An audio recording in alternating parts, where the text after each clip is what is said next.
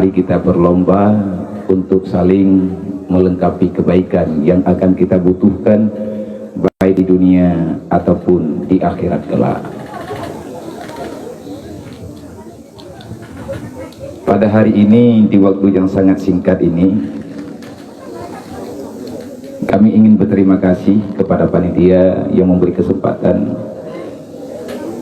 Sebenarnya saya hari ini bukan untuk memberi tausiah, tetapi undangan dari masyarakat Aceh khususnya dan masyarakat Muslim di sini untuk ikut mengambil tabaruk pada acara peletakan batu pertama.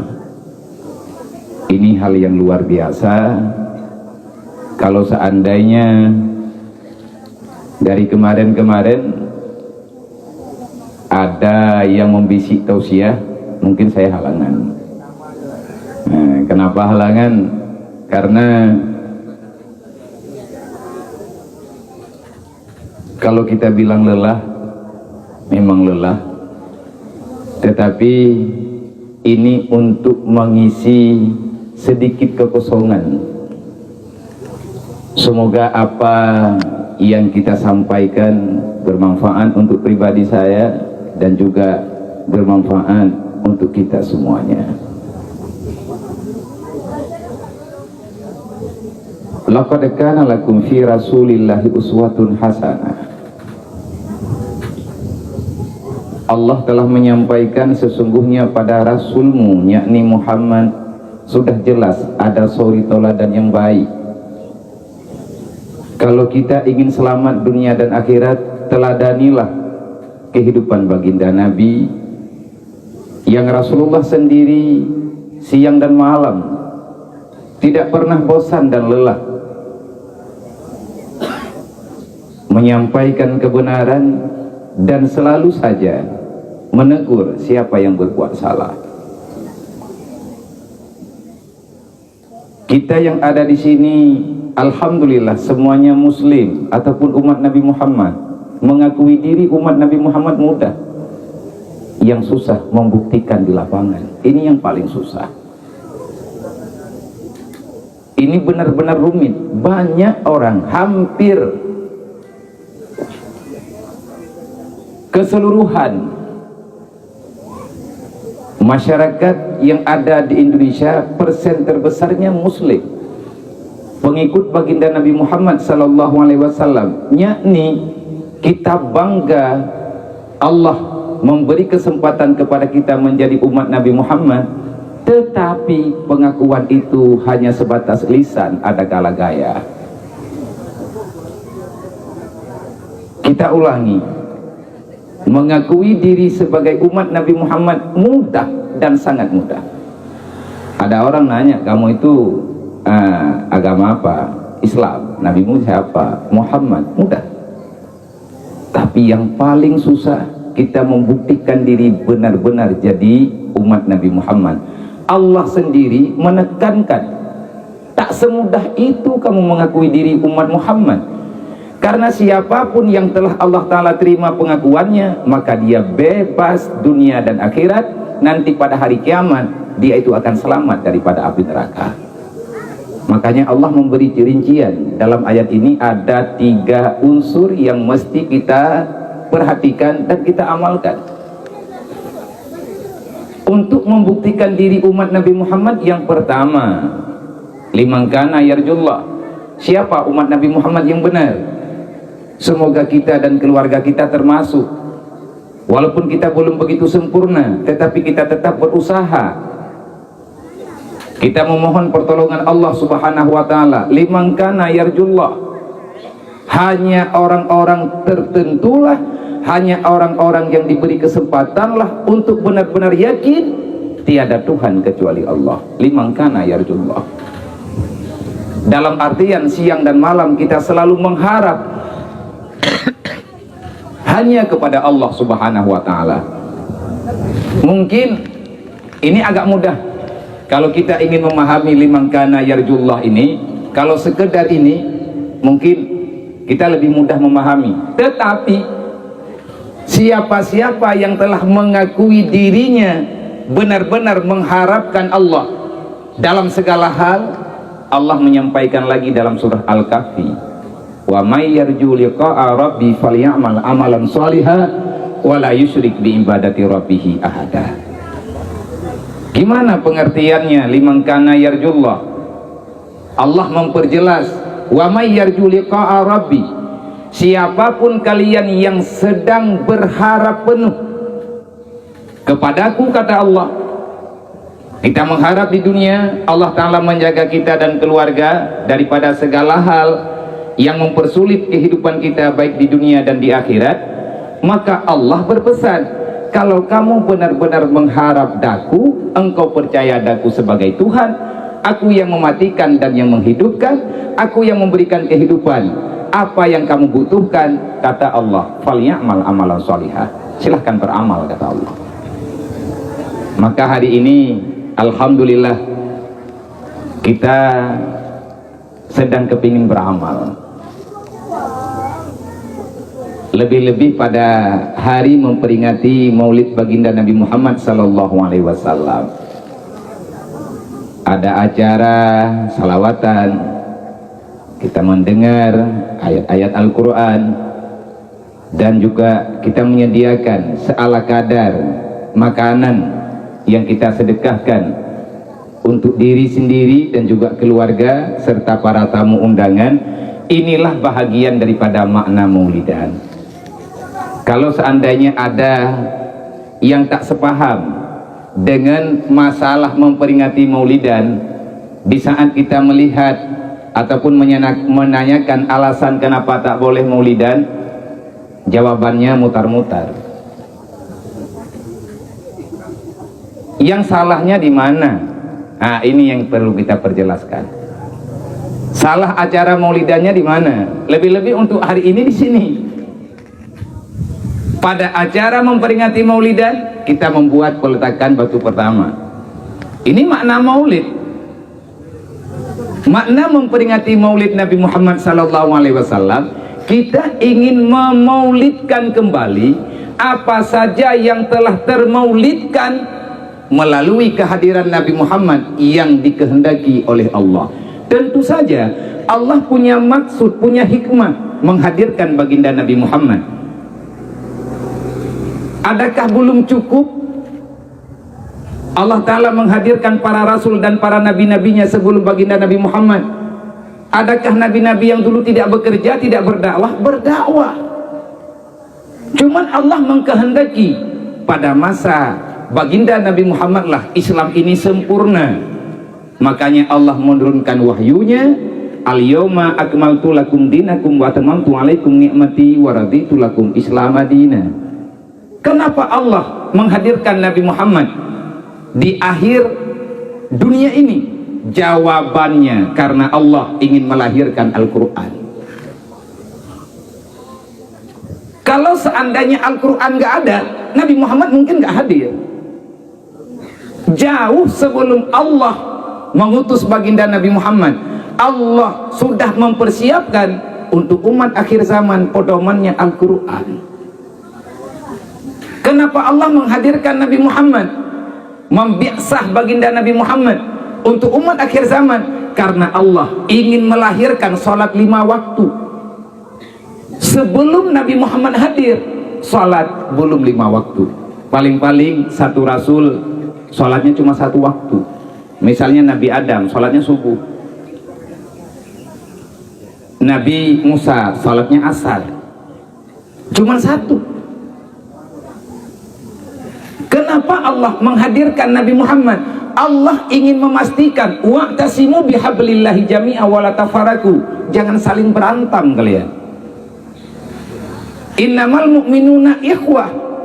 Allah ingin mempersatukan di mana saja umat muslim, dimanapun kalian berada. Kalau kamu sudah benar-benar beriman, maka pahamilah kamu itu saudara, kata Allah. Ini tugas baginda Nabi Muhammad. Dan banyak hal-hal yang lain. Kalau seandainya kita ingin membicarakan panjang lebar, kita mesti membicarakan semua isi Al-Quran, dari sekian ribu ayat Al-Quran itu semuanya hadir karena Allah telah menghadirkan baginda Nabi Muhammad dalam segala aspek kehidupan.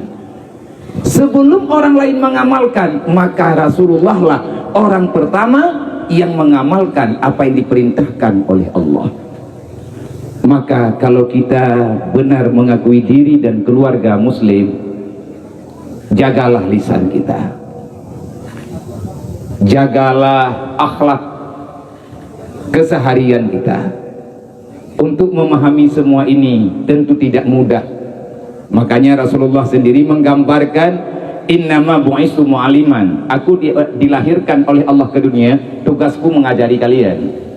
Untuk apa aku ajari kalian? Liutamima makarimal akhlak, karena tugasku menyempurnakan perilaku kalian semasa masih berada di dunia. Intinya kita masih belajar. Karena Rasulullah sendiri saban hari tiap malam beliau ngajar ta'allum, para sahabat belajar. Kita ini yang namanya umatnya lucu, tidak etis. Hari ini kita mengakui diri umat Nabi Muhammad, tetapi sholat kita bolong-bolong. Muhammad mana yang kamu akui itu?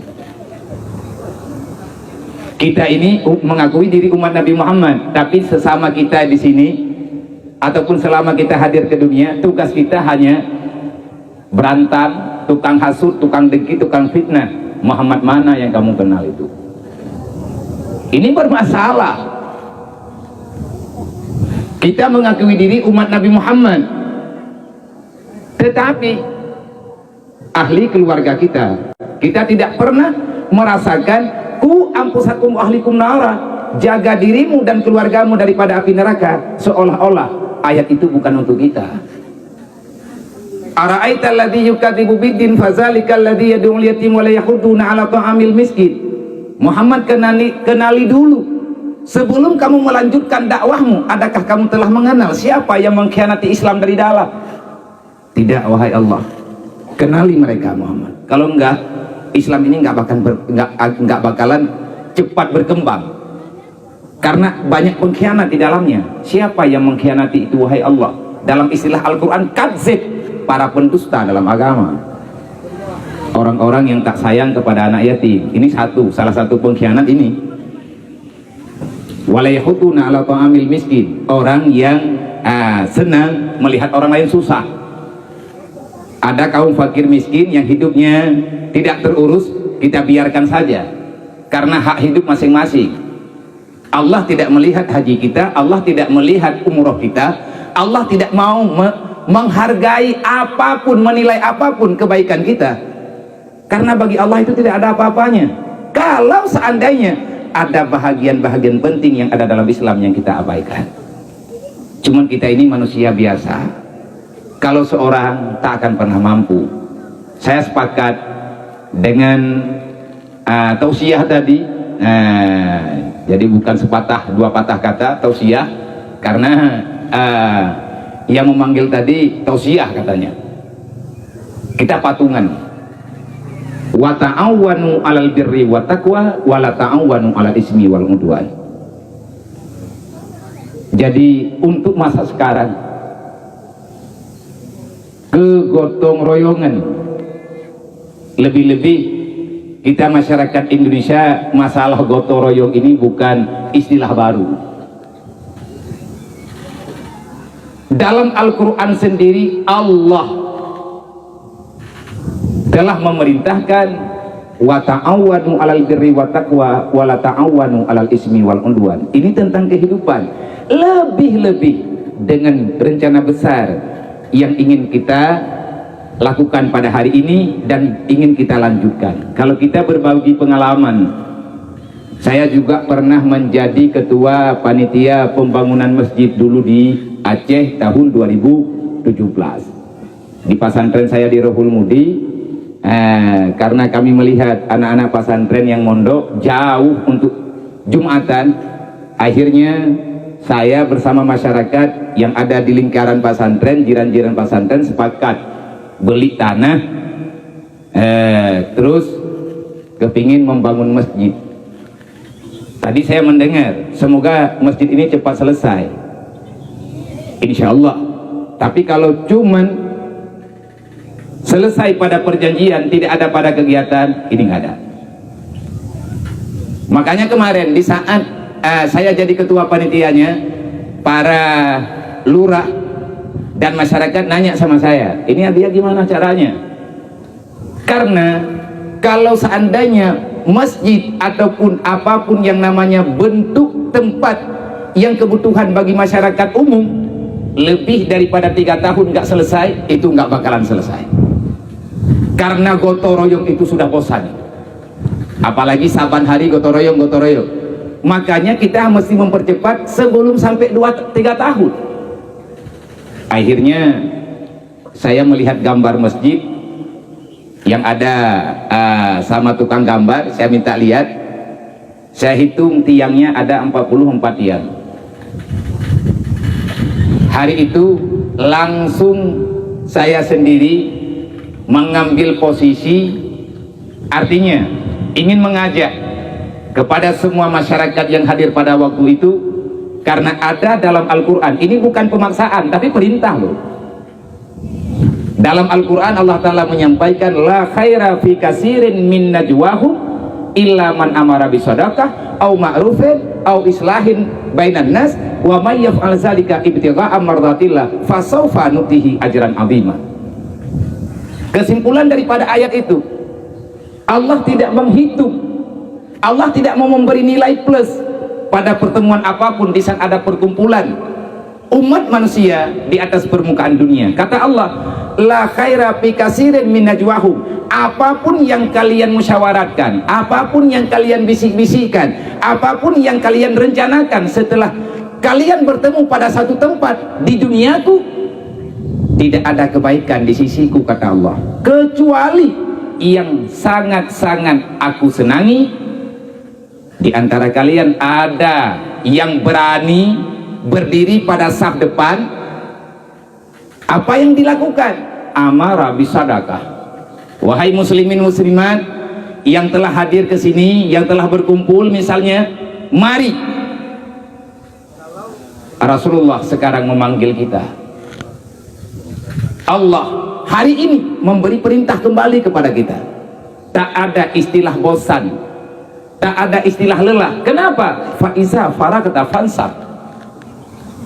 Tidak ada cerita mengeluh, karena umat Islam ataupun orang mukmin itu adalah orang yang kuat berjalan menghadapi apapun tantangan yang ada di depan mata. Ilaman amara bisadaqah, ada orang yang mengajak orang lain untuk bersedekah. Ini perkumpulan baik. Seberapa banyak yang kita butuhkan, seberapa banyak sedekah yang akan kita infakkan. Kalau berbicara ikhlas, kita paham lah, ikhlas bagi kita masyarakat biasa 2.000, 5.000, 10.000 itu ikhlas banget. Tapi kalau juta-jutaan, ini sudah pada nggak ikhlas, nggak beres ini. Masa sedekah dipaksa-paksa. Nilai sedekahnya, nilai sedekah, sebahagian daripada ulama memberi komentar yang jelas, sedekah jangan hanya terikat dengan kata-kata ikhlas. Ikhlas itu gimana pemahamannya? Orang banyak harta, dia bersedekah dengan kebanyakannya. Orang sedikit harta, maka dia bersedekah dengan sedikitnya. Inilah yang makna ikhlas. Kita presentasi sendirilah seberapa banyak kebutuhan kita di sini dan apa yang kita butuhkan di sana, lebih-lebih di alam barzah. Yang kedua, perkumpulan yang baik, man amara au ma'rufin. Setelah kita berkumpul, bukan ajak berantem, tapi mengajak saling melakukan kebajikan. Yang ketiga, islahin bainan nas. Kita mendamaikan orang-orang, saudara-saudara kita yang sudah selisih paham. Jangan di saat orang itu ketemu sama kita, bahkan bukan selesai masalahnya, tetapi bertambah-tambahlah masalah saudara kita. Ini golongan tak baik, kata Allah. Apa yang kita harapkan? Wa may yaf'al zalika ibtigha'a mardatillah. Siapa yang mau berbuat yang 3 macam ini bukan karena ingin menampakkan diri pada makhluk yang ada di dunia, tetapi semata-mata ibtigha'a mardatillah, hanya ingin mengharap ridha Allah. Allah berjanji, fasaufa nutihi ajran azima, akan aku tempat kalian semuanya di surga. Itu kata Allah. Ini yang kita butuhkan di sini adalah harta-harta kita terbaik. Lan tanalul birra hatta tunfiqu mimma tuhibbun. Di saat ayat ini Allah Ta'ala turunkan, Rasulullah membaca di hadapan para sahabat. Abu Talhah lah orang pertama yang tunjuk tangan.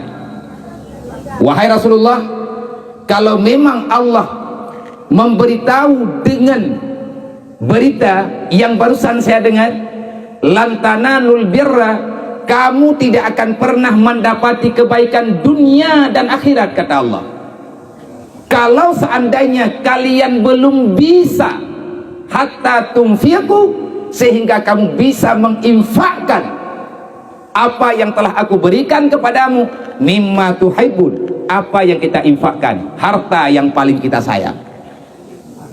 Maka hari itu, di saat acara penggalangan donasi, hari pertama penggalangan donasi pembangunan masjid kami di sana di Aceh, setelah saya menghitung tiang, saya tengok jamaah yang hadir, langsung saya tunjuk.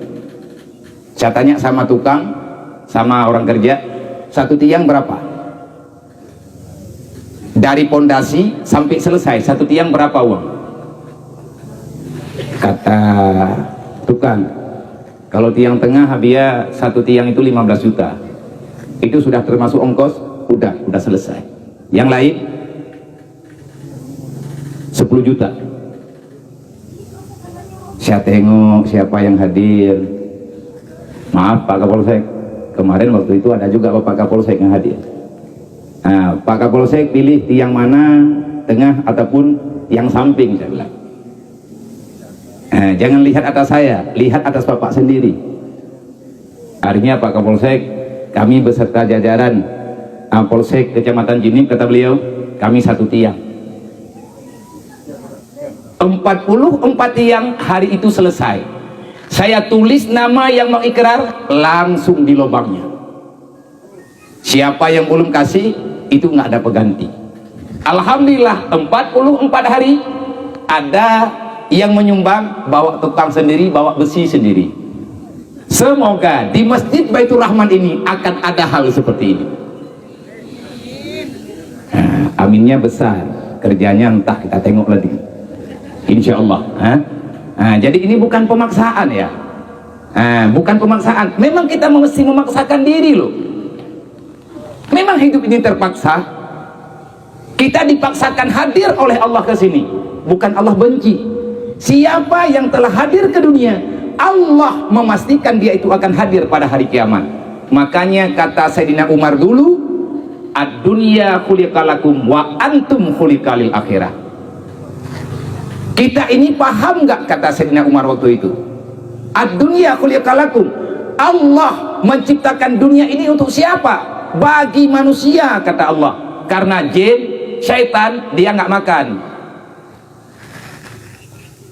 Yang namanya binatang, tumbuh-tumbuhan, kebutuhan mereka itu cuma sedikit. Tapi yang paling banyak mengambil keuntungan dunia daripada golongan manusia. Ad-dunya khuliqalakum, Allah menciptakan dunia untuk kita. Tapi ingat, kata Sayyidina Umar, wa antum khuliqalil akhirah. Jangan pernah kamu menyangka ada kebalikannya. Allah menciptakan dunia untukmu dan kamu itu diciptakan untuk dunia. Ini salah besar, kata Sayyidina Umar. Yang benar gimana? Pahami dan yakinilah, wa antum khuliqalil akhirah. Kita yang namanya manusia adalah makhluk yang dihadirkan di dunia, tetapi kehidupan kita yang sebenarnya nanti pada hari kiamat.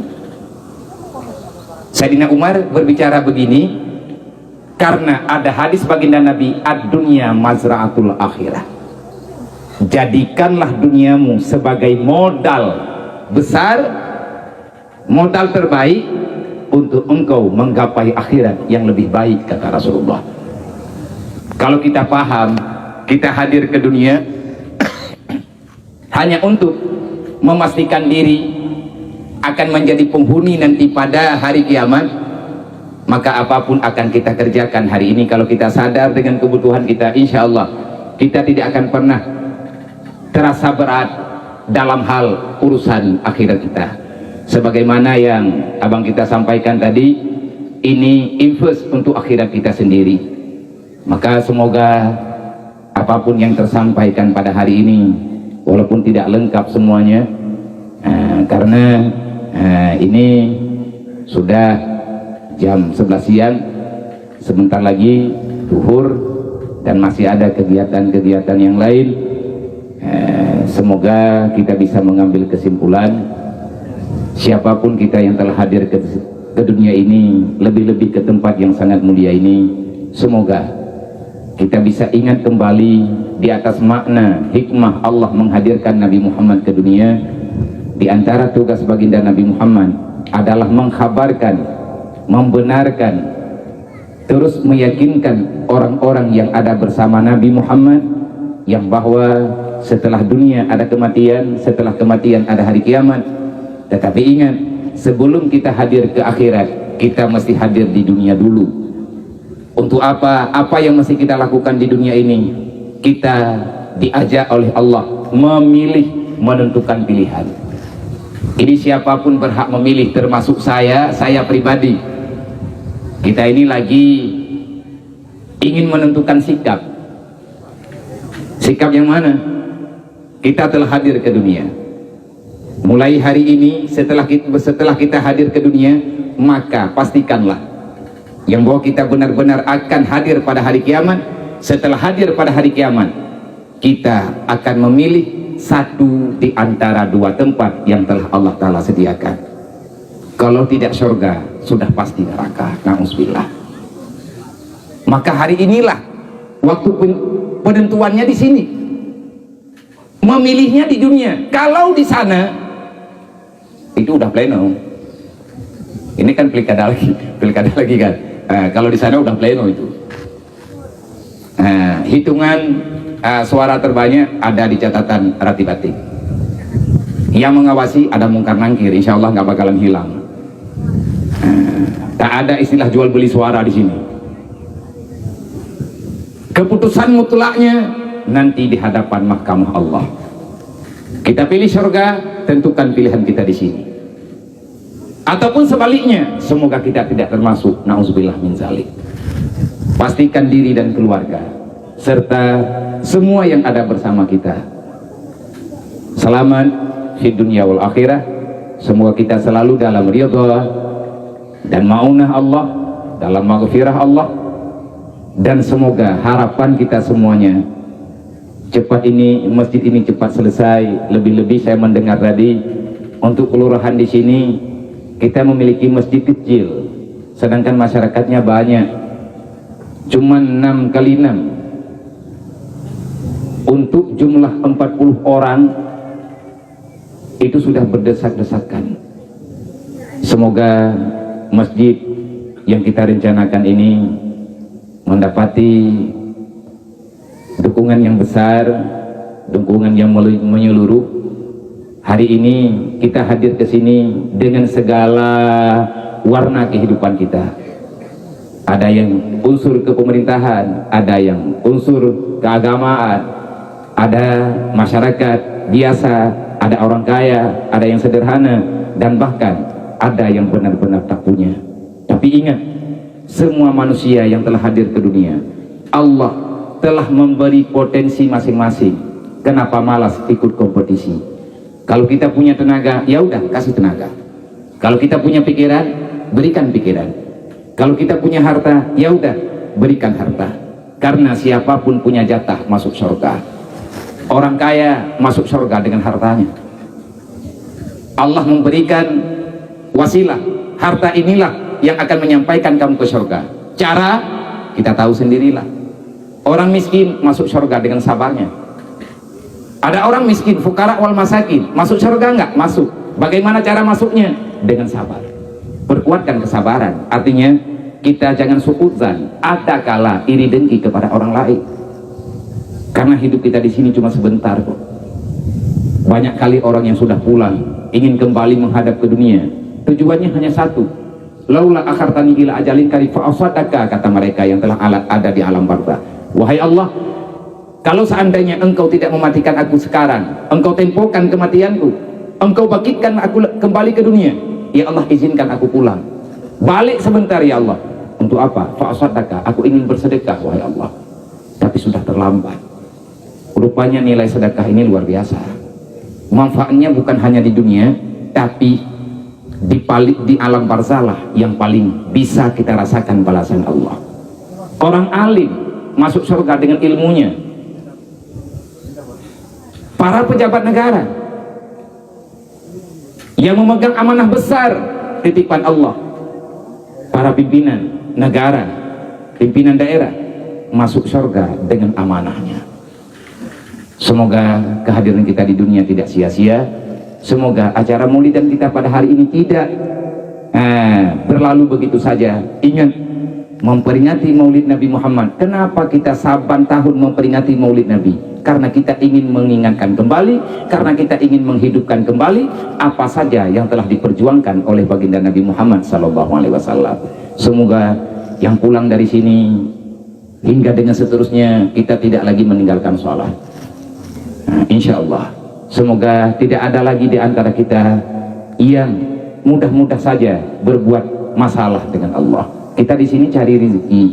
Rezeki itu ciptaan Allah. Allah yang memberi rezeki. Gimana bisa kita makhluknya Allah tinggal di dalam satu tempat yang diciptakan oleh Allah? Kita butuh kepada Allah, padahal siang malam kita melawan Allah. Ini tak berkah namanya. Walaupun punya, tapi kita tidak akan pernah bahagia. Hanya ini yang bisa kami sampaikan, lebih dan kurang kami mohon maaf. Kalau seandainya ada yang salah, ada yang kurang berkenan, kami memohon maaf sebesar-besarnya kepada guru-guru kami yang ada di sini, para alim ulama. Kalau ada hal yang salah ataupun ada yang kurang tepat dari apa yang saya sampaikan, insya Allah tolong diperbaiki biar kami masyarakat tidak salah dalam memahami. Semoga bermanfaat. Hadanallahu wa iyyakum ajmain. Assalamualaikum warahmatullahi wabarakatuh.